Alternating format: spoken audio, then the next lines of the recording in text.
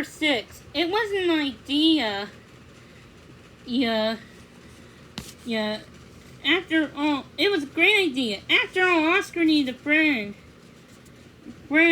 And Ginger would be just perfect. Aunt had told Lizzie that Oscar was grouchier with boy dogs than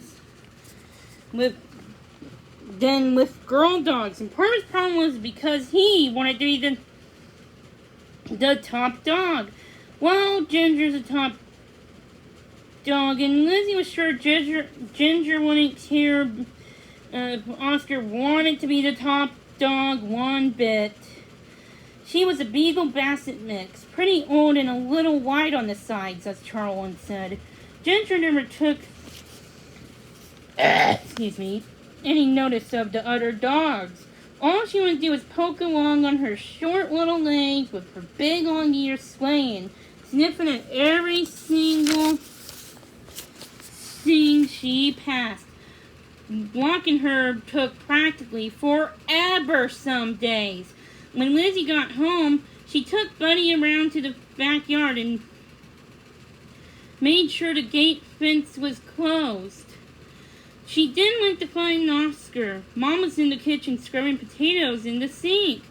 The bean stood up on a chair beside her with an apron tied around his waist. "I'm helping," he told Lizzie proudly. His whole front was soaked in water and he was beaming. "Where's Oscar?" Lizzie asked. "He's in the living room with Charles," said her mom. "Where's Buddy?" "He's out back," Lizzie said. "You can let him in as soon as Oscar and I leave. I still have one more to dog walk and I'm taking him with me." "Oh no." Her mother sighed, looking down the potato in her hand.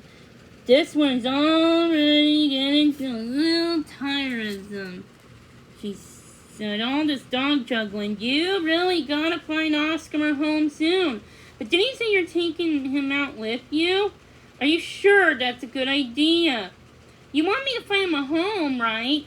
"Well, I'm working on it," Lizzie said. "I'm going to introduce him to Ginger. Oscar needs to learn to get along with other dogs, and I think she might be a good place to start." Mom nodded. "Well, I see. I suppose it's all right, as long as you clear it up with Ginger's owner," she said. Lizzie gulped. Mom was right.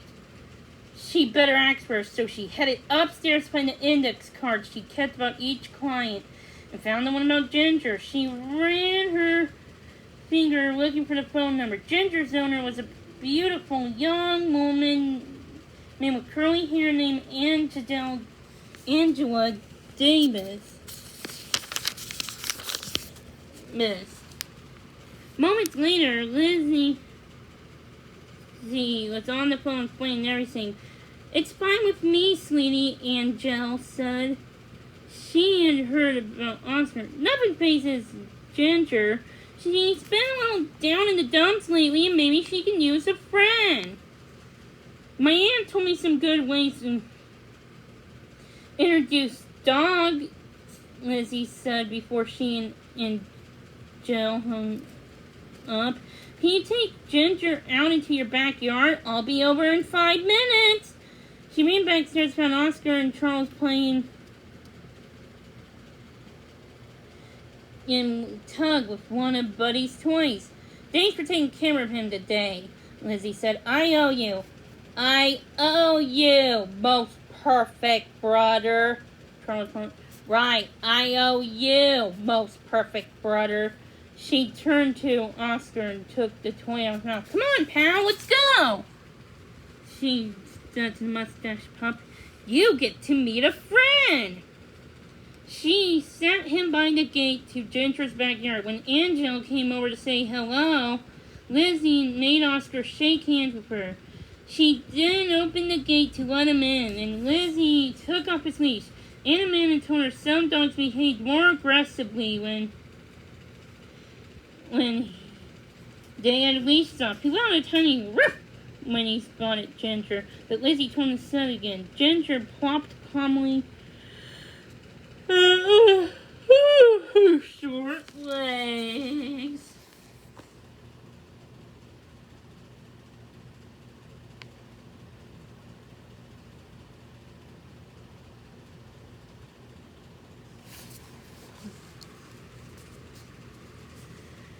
and her ears brushed against her mouth, and she sniffed for a minute. For the moment, Oscar went stiff. Lizzie saw the hair on his back stand up. She got ready to grab his collar in case he started to growl. Instead, he sniffed back. His tag began to lag. Delightful to meet you, madam. Hey, that worked well, Lizzie said to Angel. As they watched the two dogs touch noses. Now both of their tails were wagging happily. Ginger usually does best on her own, but she's friendly enough with other dogs. And I like to take her to the yoga studio where I teach. She's very popular there. Ooh. Ooh. Ooh.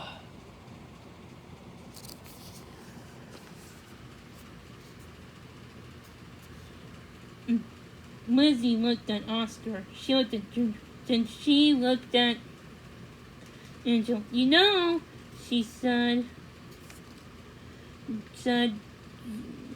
could it be possible? Could she already found a forever home for Oscar? Angel seemed to read her mind. Oh no, she said, shaking her curly hair. I wouldn't even consider having two dogs. My hands are as full as they are. But you're welcome to bring Oscar along when you mock Ginger. He'll pep her up a bit.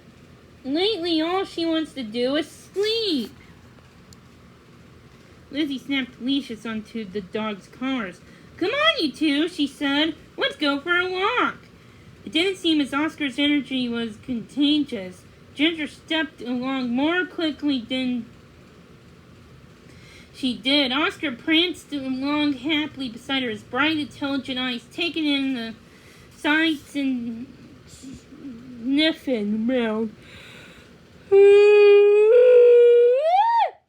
Occasionally he and Ginger stopped to play for a moment, but Oscar was very gentle with the older dog. Ooh.